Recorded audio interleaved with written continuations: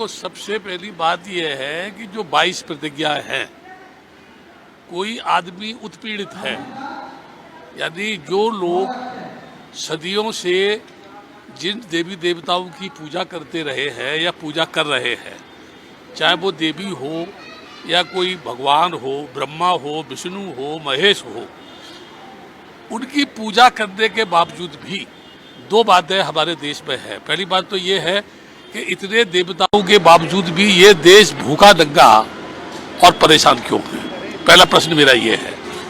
दूसरा मेरा प्रश्न ये है कि जो लोग ग्रसित हैं पूजा करने के बाद भी, यानी आज के समय में स्वतंत्र भारत की धरती पर राष्ट्रपति, पूर्व राष्ट्रपति जब किसी मंदिर में जाता है और उसे इसलिए रोक दिया जाता है कि वो अनुसूचित जाति का है, ठीक उसी प्रकार से जिन लोगों पर अत्याचार हो रहा है उसके बावजूद जो लोग मंदिरों में जाते हैं, देवी देवताओं की पूजा करते हैं, तो वो लोग अगर उन देवी देवताओं का बहिष्कार कर रहे हैं, वो लोग अगर उस ईश्वर को मानने से इनकार कर रहे हैं, तो इससे आपत्ति किसको हो रही है।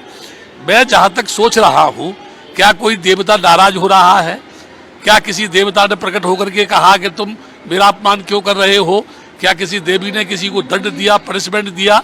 या जो भी कथावाचक बोल रहे हैं कि वो नरक में जाएंगे, अरे नरक में जाएंगे तो वहीं बैठ के भस्म कर सकते हो, किसी को भी श्राप दे सकते हो, उसमें गाल बजाने की, चिल्लाने की कोई आवश्यकता नहीं है।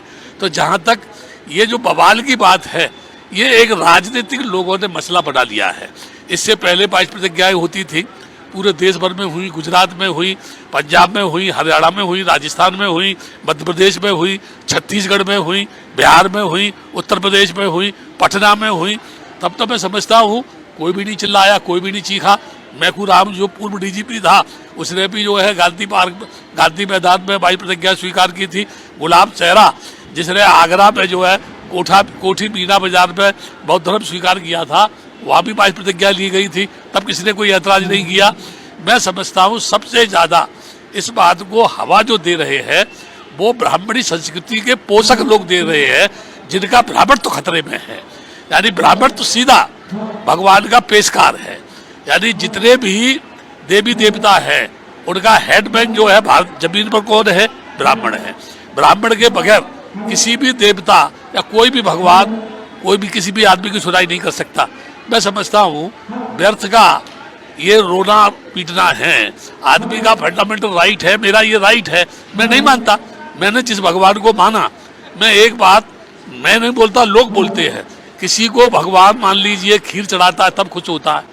कोई आदमी ऐसा है कि भगवान को गाली देता है जब खुश होता है। कोई ऐसा देवी है कि अगर कोई डकैत बकरा काट के चढ़ा दे तो और ज्यादा लंबी डकैती डालता है। अगर कोई जेब काट ले और वहां जाकर के कुछ चढ़ौती चढ़ा दे तो और ज्यादा जेब काटता है।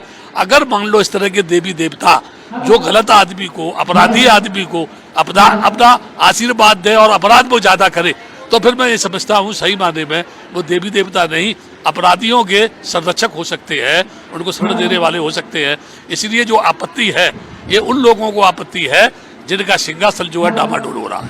सर, देश के काफ़ी सारे बौद्ध भिक्षुओं पे ये इल्ज़ाम लग रहा है कि वे कन्वर्जन करा रहे हैं, वो एक धर्म को कमज़ोर करने की कोशिश कर रहे हैं उन्हें दूसरे धर्म में ले जाकर। किस तरीके से देखते हैं इस इल्ज़ाम को? मैं एक बात बताता हूँ आपको, मुझे लमसम 50-60 वर्ष हो गए, मैं पूरे देश में घूम रहा हूँ। मैंने कभी किसी से ये नहीं कहा कि तुम बौद्ध धर्म स्वीकार करो। हाँ। मैं क्यों नहीं कहता? सबसे पहली बात तो ये कि आदमी को ये समझना पड़ेगा कि धम्म है क्या चीज, है ना। कोई भी धम्म है दुनिया का XYZ, मैं किसी की ये नहीं कह रहा यहाँ पर कि मैं किसी को बुरा बता रहा हूँ। अगर कोई भी धम्म आदमी को आदमी से दूर करता है या किसी भी धर्म में आदमी को शोषण करने का संदेश देता है, या किसी भी धर्म में कोई भी व्यक्ति किसी व्यक्ति को ऊंच नीच कहता है, तो सही मानने में मैं उसे मानवीय दृष्टिकोण से धम्म मानने को तैयार नहीं हूं। जहां तक बुद्ध के धम्म का संबंध है, बुद्ध कहता है अथ दीपो भव, तू अपना दीपक आप बन। अभी तो 90% लोगों को नहीं, बल्कि मैं कहता हूं 95% लोगों को यह जानकारी नहीं है कि तू है कौन। जो आदमी मैं हूं, मान लीजिए मैं अगर परमपिता प्रभु से कहूँ कि हे प्रभु मेरा कल्याण करो, अगर मैं नहीं चलूंगा मैं कल्याण के मार्ग पर नहीं जाऊंगा तो प्रभु मुझे उठा करके कल्याण के मार्ग पर पहुंचा देंगे क्या? मैं आप लोगों से पूछ रहा हूं, क्या संभव है ये? अगर कोई आदमी डॉक्टर बनना चाहता है और कोई ये कहे कि तुम हनुमान चालीसा का पाठ करो तुम डॉक्टर हो जाओगे, तो क्या जरूरत है यार किसी कॉलेज में MBBS करने की? जो है चालीसा का पाठ करो। बल्कि मैं तो ये कहूँगा, हमारे देश की सरकार को दूरदर्शन पर जितने भी चैनल हैं उन पर हनुमान चालीसा का, देवी देवताओं का पूजा पाठ कराना चाहिए और लोगों को मैसेज देना चाहिए कि किसी को भी कॉलेज में जाने की, डिग्री करने की, LLB करने की आवश्यकता नहीं है। आप केवल देवी देवताओं की पूजा करो, उसी से आप डॉक्टर हो जाएंगे, वकील हो जाएंगे, IAS हो जाएंगे, PCS हो जाएंगे। इसलिए ये आरोप लगाना, चलो थोड़ी देर के लिए मैं आपकी बात मान लेता हूँ। ये इन्हीं की लड़कियां, यानी मोहन भागवत की भतीजी हो, ठीक है, या आडवाणी की भतीजी हो, है ना, या जो है अशोक सिंघल के परिवार में से कोई हो, या कोई और हिंदू परिवार में से हो, जो उनकी बेटियां उनके धर्म को छोड़ करके मुसलमानों की बगल में घुस गई, तो क्या उन लोगों को चुल्लू पर पानी में डूबना नहीं चाहिए? तुम्हारी बेटियां तुमको छोड़ करके मुसलमानों के घर में क्यों जा रही है भाई? क्या कारण है? उनकी मर्जी हो सकती है। जब उनकी मर्जी हो सकती है किसी भी घर में घुसने की, तो आदमी भी किसी भी समय पर किसी भी धर्म को त्याग करके किसी भी धर्म को स्वीकार कर सकता है। लेकिन उसमें चिल्लाने की क्या बात है? वो ये कह रहे हैं कि आप फोर्स कर रहे हो, आप एक समाज को बुरा बता के खुद को बेहतर दिखाने की कोशिश कर रहे हैं। देखिए ऐसा है, मैं किसी भी आदमी से ये बोलूं कि वो खराब है तुम अच्छे हो, मैं इसको भी पागलपन कहता हूँ। कोई मुझे पूछे तो क्यों? कोई आदमी आज अच्छा है कल खराब भी तो हो सकता है, और जो आदमी आज खराब है कल वो अच्छा भी हो सकता है। अब मैं उन्हीं लोगों की बात कह रहा हूं जो ये आरोप लगा रहे हैं कि ये लोगों को भड़काते हैं या दबाव देते हैं या उनको जो है मानसिक रूप से एक तरीके से अफीम का नशा करा रहे हैं या उनको जो है लालच देकर करा रहे हैं। मैं उनसे एक बात कह रहा हूं, कोई भी आदमी जन्म से जब पैदा होता है, यानी किसी भी मुल्क में किसी भी मुल्क की कोई औरत हो या आदमी हो, दोनों का जब फिजिकली अटैचमेंट होगा तो गर्भावस्था के बाद संतान उत्पन्न होगी, चाहे तो लड़की पैदा हो चाहे लड़का पैदा हो। उनको आप 50 देश के बच्चों को आप नंगा करके जमीन पर लिटा दो, कोई आदमी बताएगा ये ब्राह्मण है, क्षत्रिय है, वैश्य है, ये शूद्र है? बताएगा कोई? कोई ये कहेगा कि इसका धर्म ये है, इसका धर्म ये है, इसका धर्म ये है?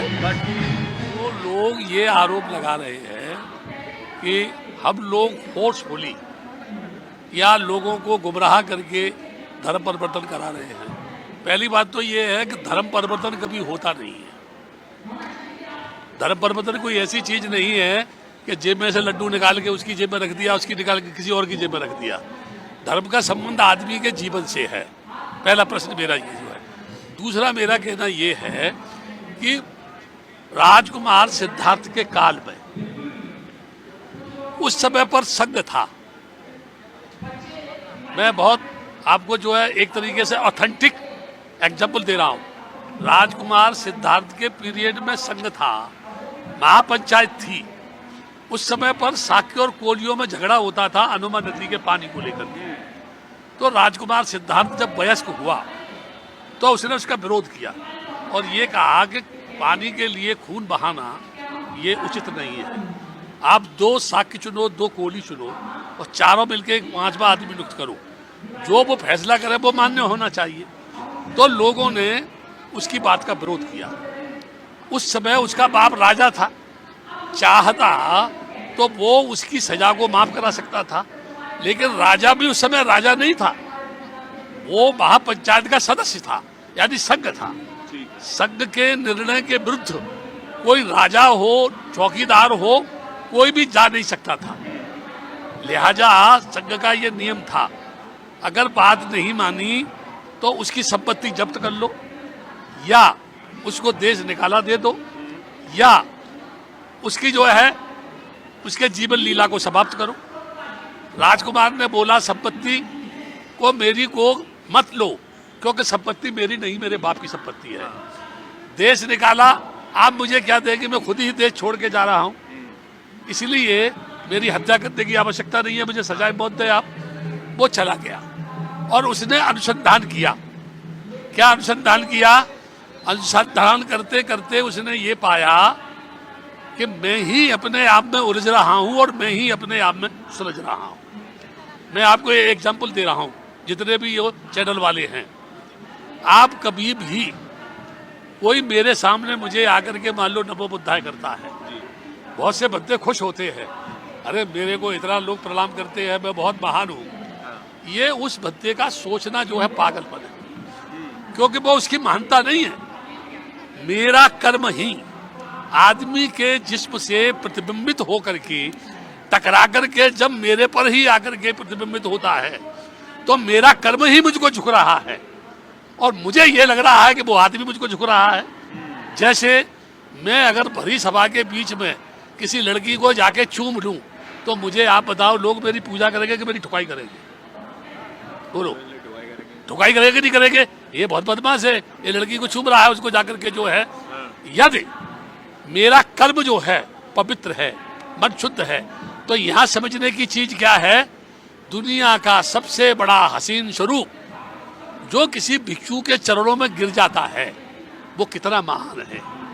जिस रूप को पाने के लिए आदमी लाखों रुपया खर्च करता है, ब्याह शादी करता है, जब एक रात की दुल्हन बन के आती है, जब वो सुहागरात बनाता है और ख्वाब देखता है, वो उसके पैरों में गिरा हुआ है, क्योंकि वो रूप के रूपांतर को जानता है। रूप और रुपया दोनों परिवर्तनशील हैं, गतिशील हैं, चलायमान हैं, ये हमेशा बदलते रहते हैं। इसलिए ज्ञानी पुरुष जो है न रूप के चक्कर में पड़ता है और न वो रुपए के चक्कर में पड़ता है, वो उससे अलग रहता है। तो जब ये रूप परिवर्तनशील है, जीवन के दो किनारे है, जन्म लेना और मृत्यु को प्राप्त करना। आदमी पैदा होगा, उसके बाद मर जाएगा। जो भी आदमी किसी भी धर्म को मानने वाला है, जब उसे तकलीफ होगी, जब उसे परेशानी होगी, जब वो भूखों मरेगा, जब उसे न्याय नहीं मिलेगा, जब उस पर अन्याय होगा, जब उसकी ठुकाई होगी, जब उसे घुसने नहीं देंगे, जब उसे परेशान करेंगे, तो मुझे आप बताओ, जिस कमरे में कोई पिट रहा है, जिस कमरे में कोई घुट रहा है, जिसको रोटी नहीं मिल रही है, वो अपनी जान बचाने के लिए उस कमरे से भागेगा कि नहीं भागेगा? अपनी जान बचाने के लिए भागेगा नहीं भागेगा? सर, कुछ कथावाचक हैं, वो लगातार बयान ये दे रहे हैं कि आप जो है लोगों को बहला फुसला कर वो ईश्वर के रास्ते से हटा रहे हैं, और जो है कि वो सभी नरक में जाएंगे, वो लोग, आप भी और वो लोग भी। मैं देखो, मुझे तो यानी दया आती है कथावाचकों के ऊपर, क्योंकि वो हमसे कह रहे हैं कि ईश्वर से भटका रहे हैं, सही माने में तो वही भटका रहे हैं। जो भी नारियां वहां जाती हैं और तान लेकर के नाचने लगती हैं, यानी जो योगी है, कथावाचक है, वो अपने उंगलियों के ऊपर उनको नचा रहे हैं। किनको? उन महिलाओं को नचा रहे हैं, और वो क्या कह रहे हैं? ईश्वर की भावना में नाच रही हैं वो। तो मैं लोगों से ये जानना चाहता हूँ, कोई दुनिया का योगी अगर गोपिकाओं के वस्त्रों को लेकर के पेड़ पर चढ़ जाए और कहे कि इस पानी के अंदर देवता का वास है जिसमें तुम नग्न नहा रही हो, इसलिए प्रायश्चित स्वरूप हाथ जोड़ करके ऊपर हाथ खड़े करो और मेरे सामने प्रायश्चित करो, तो मैं आपसे ये जानना चाहता हूँ, आखिर उसके मन में क्या है? वो हाथ जोड़ के ऊपर खड़ा करके उनको बोलना चाहता है पानी में खड़ी हो जाओ, वो तो ऑलरेडी पानी में नंगी है, और हाथ जोड़ करके जब ऊपर हाथ कर लेगी तो क्या देखना चाहता है? क्या उसके मन में है? मैं ये कहूँगा, जितने भी कथावाचक है उनमें से मुझे एक भी बता दे, यानी देवकी नंदन ही मुझे बता दे, क्या कभी उसकी कृष्ण कन्हैया से मुलाकात हुई? क्या कभी कृष्ण कन्हैया उनके पास आए? क्या वो राधा से कह गए थे कि मैं अभी आ रहा हूँ? बरसाने जाते समय बोले कि मैं अभी आता हूँ। वो राधा आज भी बैठी वृंदावन में, उसकी तलाश में बैठी हुई है, और वो कन्हैया आज तक नहीं आया। मैं ये जानना चाहता हूँ क्या है। एक एग्जाम्पल देना चाहता हूँ। शेष गणेश महेश जाहु निरंतर गामे, ताय अनाद अनंत अखंड अछेद अभेद सुभेद बतामे, नारद से मुन प्यास रहे पचे हारे तउप निपार न पामे, और ताय अहीर की छोहरिया चचियाबर छाछ पे नाच नचावे। यानी वो योगी राज कृष्ण, मैं देखिए उनकी प्रशंसा कर रहा हूँ, वो योगी राज कृष्ण जो अनंत हैं, अखंड हैं, जिसे छेद नहीं सकता, जिसे वेद नहीं पा सकते, जिसे पुराण नहीं पा सकती, जिसे नारद मुनि जैसे तपस्या करते थक गए, उनको भी दर्शन नहीं हुए। वो कृष्ण योगी राज हीरों की लड़कियों की एक बार खोच पर छाछ पे नाच रहे हैं, तो क्या वो छाछ के दीवाने थे, या वो गोपिकाओं के दीवाने थे, या वो योगी थे, या वो कर्म योगी थे, या वो निरंकारी थे, निर्विकार थे, या वो साक्षात्कार थे, घट घट में व्यापक थे, हर घर में थे, रोम रोम में थे। तो क्या वो योगी चोर है, क्या वो योगी हत्यारा है, क्या वो योगी भ्रष्ट है, क्या वो योगी बदमाश है? क्योंकि वो तो रोम रोम के अंदर है, बगैर उसके पत्ता नहीं हिलता है, बगैर उसके जन्म नहीं लेता आदमी, बगैर उसके कुछ होता नहीं है। वो कर्म कर्म करो तुम, दंड वो देने वाला है, रिक्शा मैं चलाऊंगा, पैसा वो देगा। अगर आज की इस थोड़ी पर आदमी चलेगा तो उसके बच्चे भूखे मर जाएंगे, है ना। इसलिए जितने कथावाचक है उनको ये डर है कि अगर महिलाओं को ज्ञान हो गया, दुनिया की कोई भी महिला हो, मैं आपके चैनल के माध्यम से कह रहा हूँ, कोई भी दुनिया की महिला किसी मंदिर में जाए, किसी भी देवी के पास जाए, किसी की भी पूजा करे, किसी भी योगी की कथा सुने, किसी की भी भागवत सुने, यदि वो अपने मन से अपने पति को अच्छे ढंग से भोजन बना के नहीं देती है, अपने पति से अपने मन से प्यार नहीं करती है, अपने मन से अपने पति के साथ जीने मरण का संकल्प नहीं लेती है, कोई भी नारी पति के सुख दुख में काम नहीं आती है, कोई भी पति पत्नी के सुख दुख में काम नहीं आता है, वो नारी किसी भी देवता की शरण में चली जाए, कोई भी दुनिया का देवता उसकी रक्षा नहीं कर सकता है। अगर कपड़ा लाके देगा, अगर पेट भर रोटी देगा, अगर प्यार करेगा, यदि मोहब्बत करेगा, तो उसका पति करेगा, उसको चाहने वाला करेगा। कभी भी कोई ऊपर से देवी देवता आकर के उसको अपने गले का हार नहीं बनाएगा, ना ही कोई उसको साड़ी खरीद के देगा। लेकिन इस तरीके की बातों से तो आप उन सभी कथावाचकों का रोजगार छीन लेंगे ना। अगर मैं क्या छीन रहा हूँ? बात समझ में आ गई तो रोजगार छीन जाएगा। मैं तो ये कह रहा हूँ वो और रोजगार करे।